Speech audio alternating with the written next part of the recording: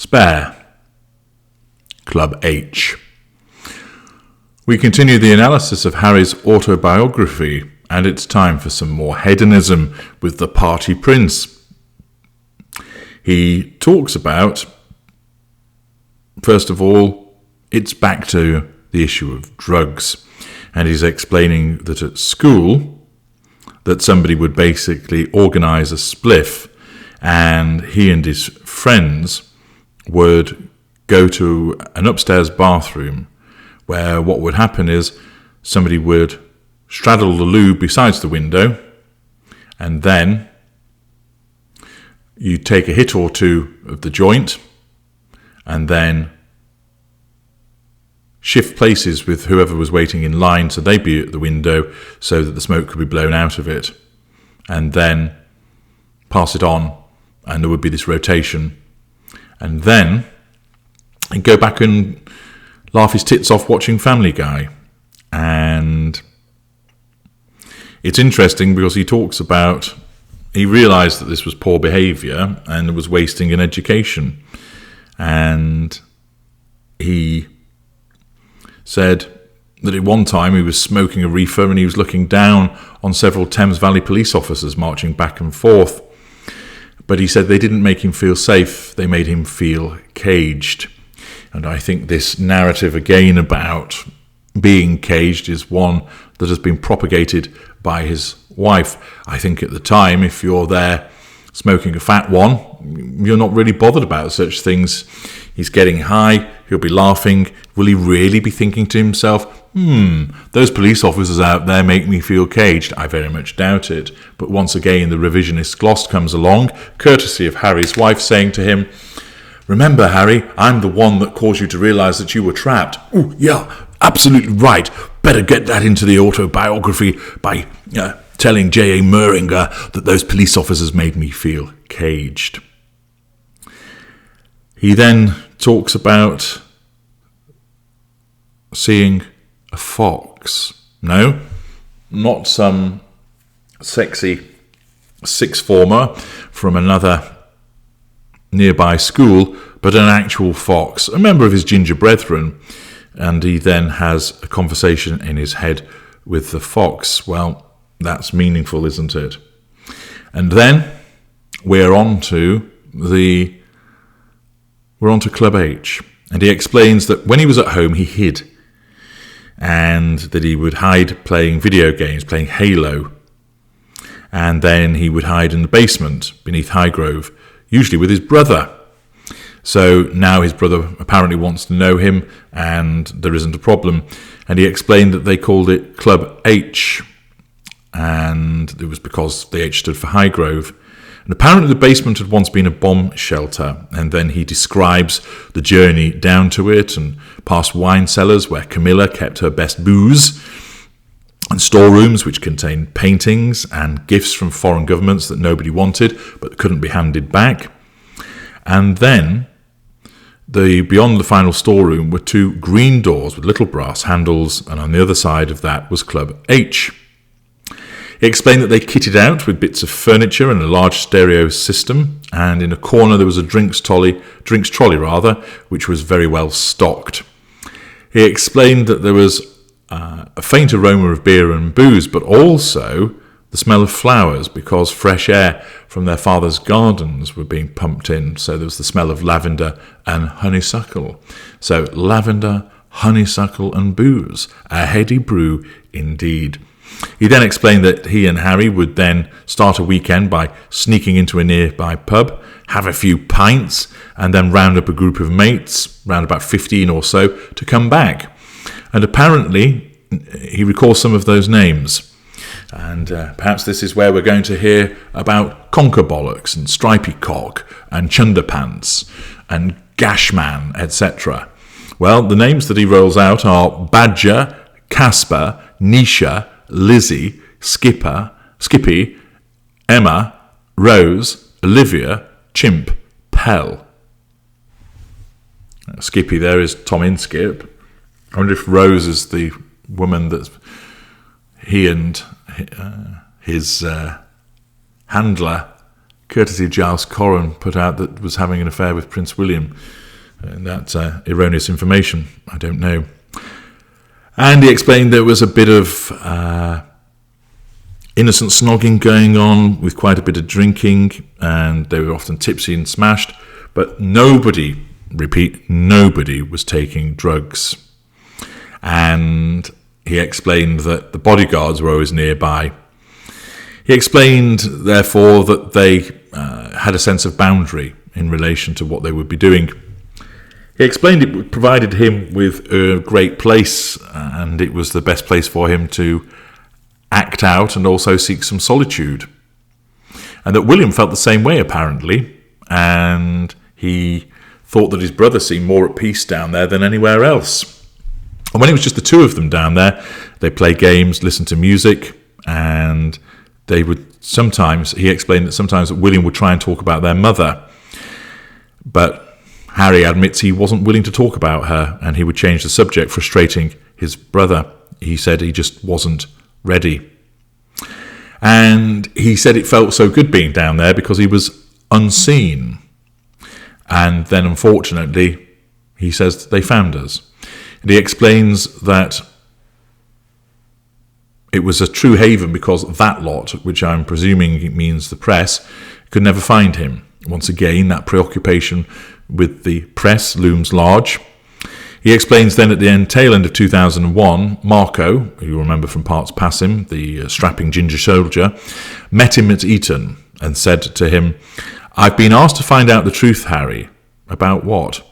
This is when we get the mention of his loss of virginity, which I've covered in Parts Passim, where he just talks about, he thought he was referring to the recent loss of virginity. And it's a bit strange in a way, because it's strangely shoehorned in. It's almost kind of like the soldier has come to speak to him about something, and it's like, right, Mr. Ghostwriter, do you think this is a good point to drop in the fact that I lost my virginity in a field behind a pub? Yeah, let's stick that in there. It's a little bit incongruous, actually, and in a way, he doesn't really need to make mention of it. So you could almost imagine a scene, actually, where he has been talking to the ghostwriter about, there's this haven at Club H, and this is where I was able to have a chat with Willie, and we felt safe away from the prying eyes of the press, etc. But all of that came to an end because then Marco came to visit. And then he thinks, oh, gosh, feeling a bit thirsty, better go and have a Vimto. And he wanders off, and at this point, Harry's wife thinks, now's my chance. And she steals in and thinks, I'll put in the anecdote about him popping his cherry in field with an old woman and her slapping him on the ass and sending him off to graze. Now, interestingly, in the extracts that were printed, it referred to him being smacked on the ass, where actually he writes, quick ride, after which she smacked my rump and sent me off to graze. So I think the early disclosures have been, it's the Spanish translation of ass, and people have translated it into it and thinking that there was an Americanism there, and actually there wasn't. He uses the word rump, which is something that a Brit would use, and certainly one of the class from which he comes. So that's interesting to clarify that point. But it very much seems like it's been shoehorned in there. It doesn't really sit naturally in the flow of what's being written about, which makes one wonder, has Harry's wife inserted that at a later juncture? Has the ghostwriter done it? Remains to be seen. Anyway, having got the disclosure about losing his virginity and being treated not unlike a young stallion, he returns to the point that Marco's asked him about whether he's doing drugs. And apparently it seemed that the editor of Britain's biggest tabloid had phoned his father's office saying she'd uncovered evidence of him doing drugs in various locations, including Club H. There was also the bike shed behind a pub, and then he adds again, not the pub where I'd lost my virginity. So apparently his dad had sent Marco to have a chinwag with this editor's lieutenant, and the lieutenant laid out the tabloid's case, and now Marco was detailing this all for Harry. And Harry responds by saying it's all lies. Marco went through everything and he disputed all of it, saying it was wrong, wrong, wrong. And then he asked, who's the editor? And apparently, and he's pretty damning here, he writes, everyone who knew her was in full agreement that she was an infected pustule on the arse of humanity, plus a shit excuse for a journalist. So, no friend of Harry then, it would seem. There's a bit of paranoia because he thinks that she's out to hunt him down, and basically Marco conveys that this editor thinks he's a drug addict. Now, that's an interesting observation because I think at this point he's 17, 18 years old. Tom Bauer, in an interview, made a number of interesting observations which I deal with in a separate video. But one of those observations did relate to the suggestion of long-term use by Harry of drugs. And therefore one wonders, was this news editor correct that the view was that he was a drug addict and Harry's lying when he says that he's not? Or has she got her facts wrong and Tom Bauer has? You can make your own minds up about that.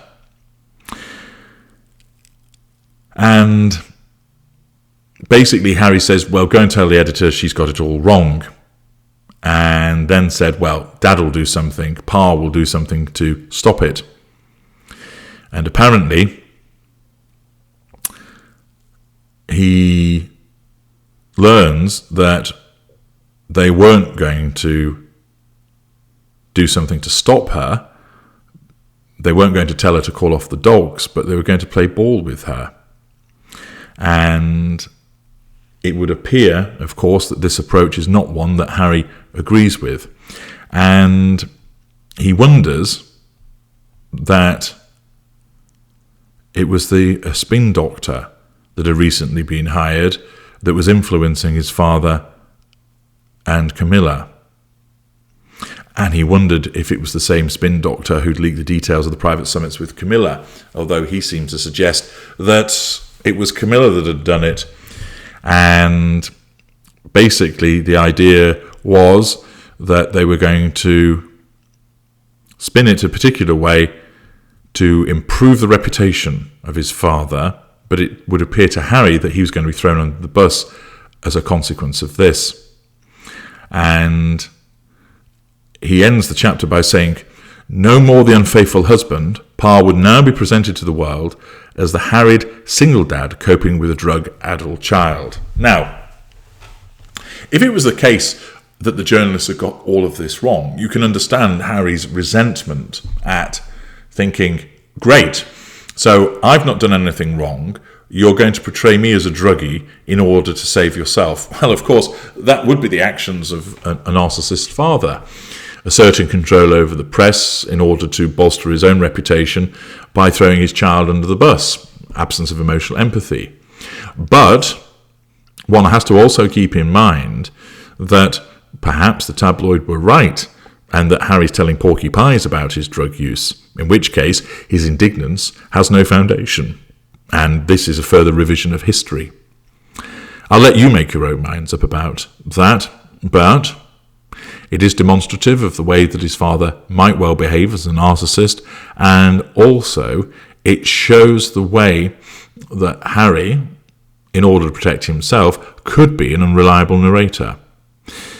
You'll want to listen to my forthcoming video involving Tom Bauer's revelations, as that will make you form a firm view, I imagine, about who's telling the truth in relation to this particular episode.